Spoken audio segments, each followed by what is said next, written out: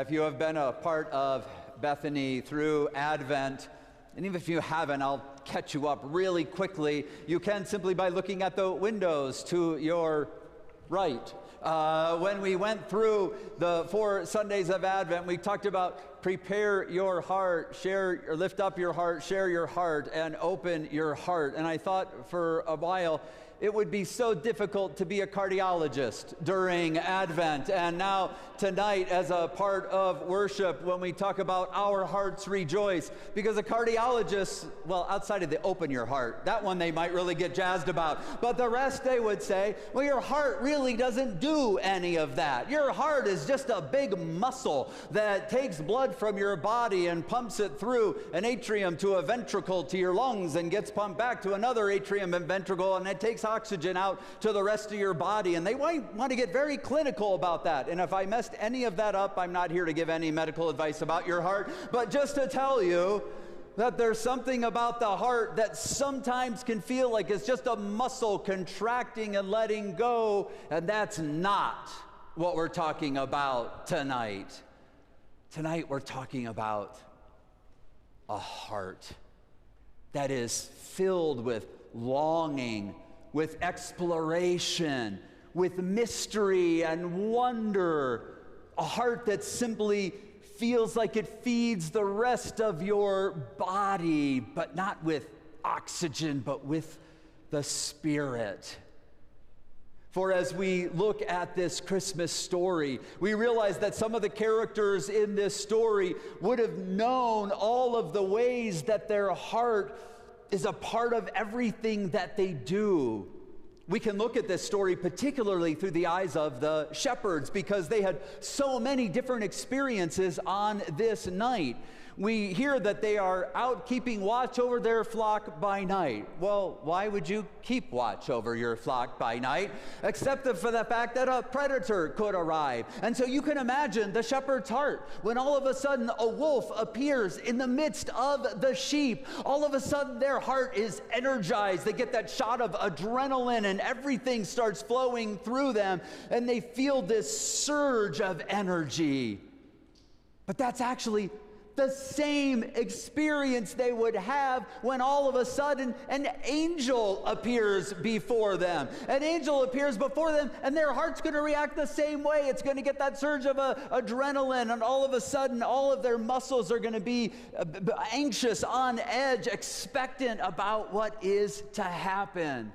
And then those same shepherds, after they hear the message from the angels, they say they didn't just mosey their way to Bethlehem. They went with haste. They actually moved quickly. They were exercising in the midst of all of that. And their heart was pumping again so they could have the energy that they needed. And then they arrived at the stable, and they saw a baby lying in a manger.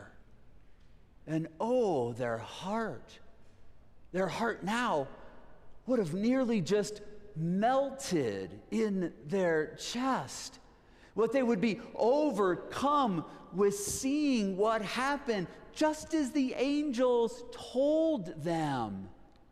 And then slowly but surely, in the midst of the company there in the stable, their heart would find a new sense of energy as they find themselves going out and proclaiming everything that they just saw.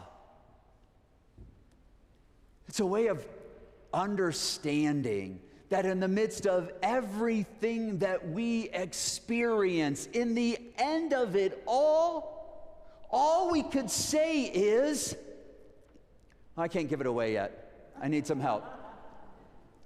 If we have any younger people here that do not have a driver's license yet, stand up. If you don't have a driver's license yet, stand up. I see some tapping their cousins going, you, come on. Yeah, you don't have one yet, I know. This might be enough. We'll try it once and we'll add a few more people if we do. The theme of our night is our hearts rejoice. So a couple times during the sermon, I'm going to say, and what happens here is our hearts, and if you're standing right now, you're going to shout back at me the word rejoice. Okay? Let's just try it. We'll say I'm going on, I'm preaching, I'm talking a little bit, and I'll say, the way this works is our hearts That's pretty good, but I think we need a few more. So anybody here, you don't have to stand up, but if you have shoes with shoelaces in them, then you also have to help out. It's funny how you have to look down to find out, isn't it? Yes. So if you have shoes with shoelaces in them, then join the kids when I say, the way it works out is our hearts, and you're going to shout back to me, rejoice with all of them. Here we go. So we're talking, and I'm going to say, the way it works is our hearts rejoice. All right. And if you're really embarrassed about shouting out rejoice, tap the person next to you, even if they don't have laces, and make them join you. And then it'll just keep spreading throughout the sanctuary. All right. The rest of you can sit down if you're standing, but I'm going to call on you along with everybody else, and we're going to be ready. Because, see, that's where this night takes us. But first we should go back and think about all the ways that the shepherd's heart was engaged throughout this night. But think about the first time you might hear this Christmas story.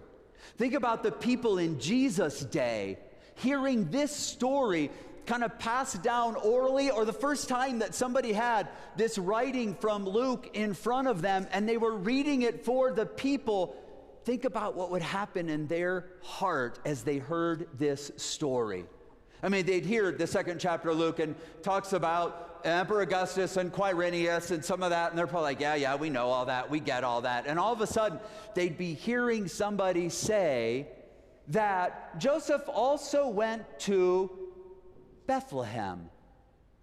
And their ears would perk up just a little bit, because they would know that this is the little town of Bethlehem. Way before the song was ever written, they already knew it as the little town of Bethlehem, but they also knew that it was the town of prophecy. They knew that something special was to happen at Bethlehem. And so they would hear that story for the first time, and their ears would perk up, and they would be listening ever so intently. And then they would hear they are going to the city of David called Bethlehem because Joseph was from the house and lineage of David. And now their heart almost like skips a beat within their chest because they're ready for something. They're so expectant because they also knew this prophecy that somehow there would be a connection back to the throne of David. And so they have Bethlehem, and now they have somebody from the house and lineage of David. And then they would hear this word that a child was born. Just as we heard that prophecy that Ann read us from Isaiah, they would be so expectant, saying, is this possibly the time? Is this what I'm hearing? And then in the midst of hearing all of that, an angel appears to a group of shepherds, because David was a shepherd. And now all of these connections are coming together for them, and their hearts beating a little bit faster, wondering where this story is going to take them. And it takes them to a manger, to a baby wrapped in clothes, and it takes them to the place where the shepherds can no longer contain the joy that they feel. And where it takes us, are you ready? Because I'm coming to you, if you were talking to you earlier. Just giving you a little heads up that we're getting back to there real soon now, all right? So then it happens that where the story takes us is, the logical conclusion is that our hearts rejoice. Exactly, because that's what happens on a Christmas Eve, is our hearts get filled up with the kind of joy that Christ brings us. And boy, do we need that on this Christmas Eve.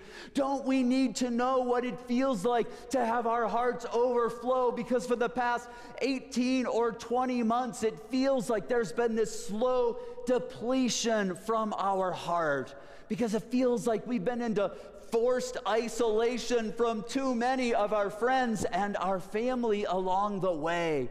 And even when you think about how we lit the Advent wreath throughout Advent and how it was lit tonight, the 4 candles come up, and they're really placed 4 places around the Advent wreath, but they're separated still somehow. This wreath had the 4 candles, and they somehow were just apart, one from the other.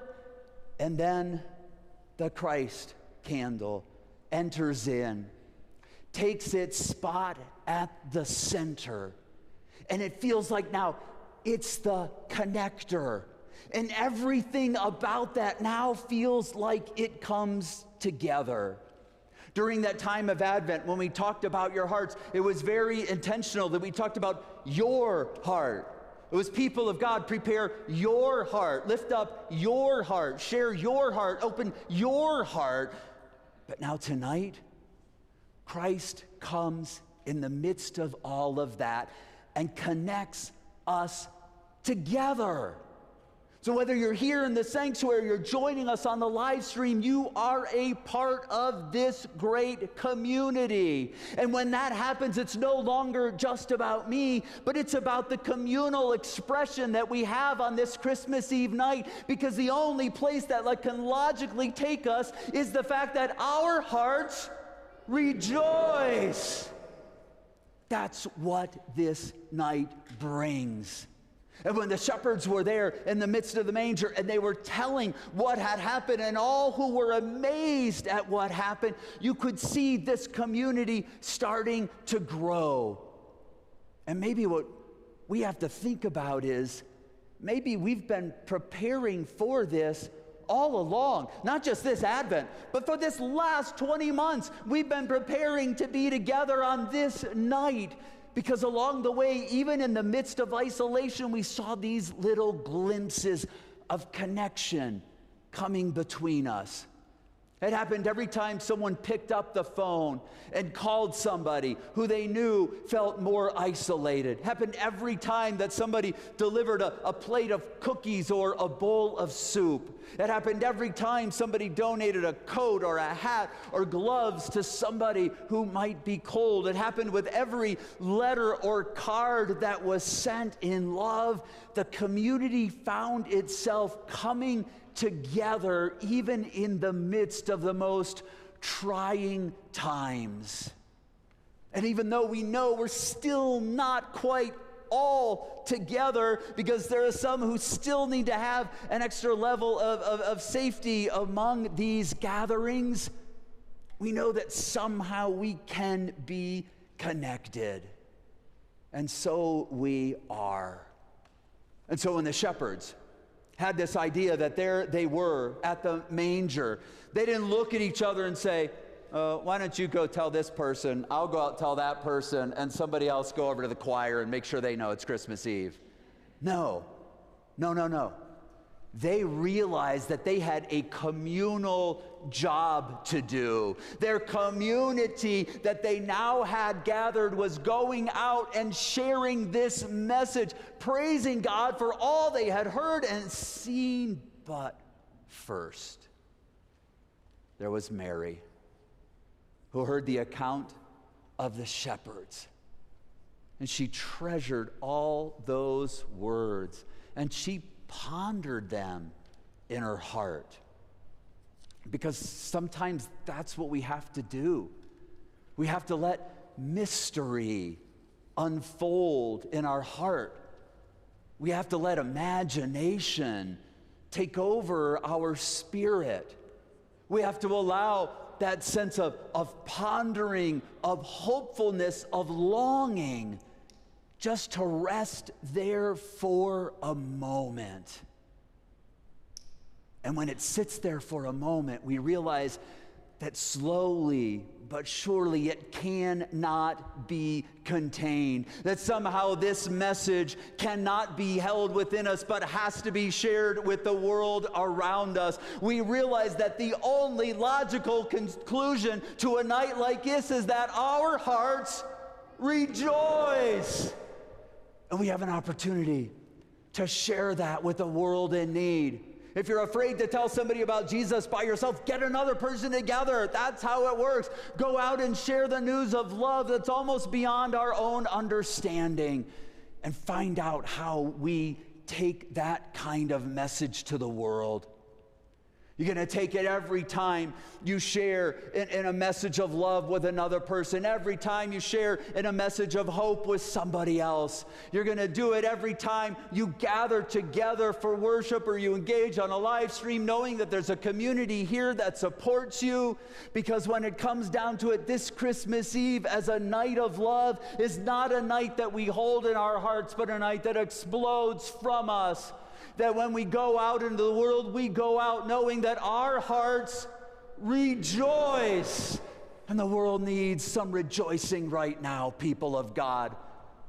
Do it through prayer. Do it through reading of Scripture. And do it through song. Do it right now as we sing Joy to the World.